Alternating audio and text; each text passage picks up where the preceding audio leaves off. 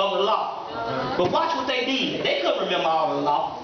So this is what they did. They had a thing tied around their arm so that they could remember. And they had all the words of the law wrote down on that thing so they could remember. So it was a cheat sheet. Yeah.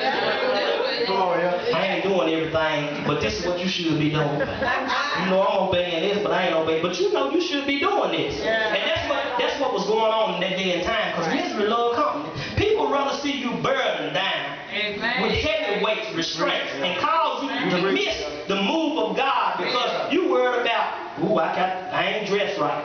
This ain't right. That ain't right. You can't come to the body of Christ like that. You got to just come on. Some people don't come because they feel like, I ain't got all my business straight. Well, guess what? I'm up here preaching to you. I ain't got all my business straight. I'm still working on some stuff.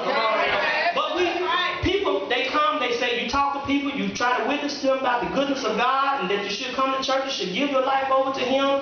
And it's not that we trying to get no big membership, but He told us to go out in the hedges and highways and compel men and women to come in. And that's what our job is. So if we're doing that, then we're doing what He told us to do. But many people start to look at us and watch our walk, and we ain't gave up everything. We ain't gave up everything to follow Him.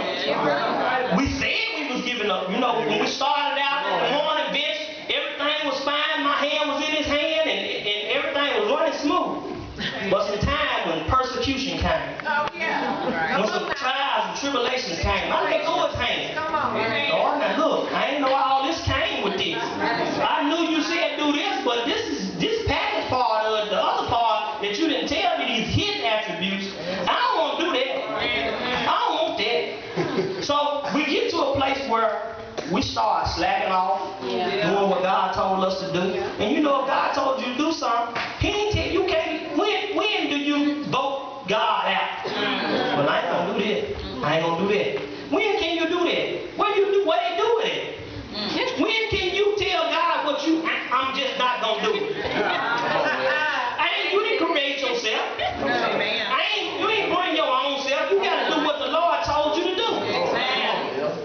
But we get in these parties, and misery love come that we get with people that don't want to do the will of God. That's right. I ain't willing to do the will of God, don't want to do the will of God, don't look like they're doing the will of God, and refuse to do the will of God. Now you're getting into a place where you're about to get in trouble. Because when you start doing the will of God, then you're doing the will of Satan. So I'm building one of the two kingdoms up. I'm either building God's kingdom up or I'm tearing it down. When you leave out of here and you go and you leave, and you go to a place and you get on your telephone and you start calling people, well, I ain't like this.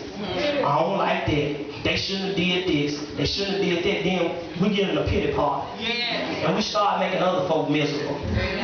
You ain't miserable like me, I'll find somebody else. This is what we have to do as the body of Christ. When I come to you and I say, brother, look, they ain't acting right at the church. They doing this to me. They doing that. What you ought to do is tell me, look, brother, I ain't got time for that. I don't care how we connect. I don't care how we connect and how we close, how we down like 5 flat tires that include your spare and your trunk is down. I don't care how they look. It don't matter how we down. See, that's what's getting people in trouble in church. We try to connect with flesh instead of spirit. This is a spiritual movement. It ain't got nothing to do with my flesh. I don't care how you cry, how you feel like you don't want to do the will of God. I must be about my Father's will.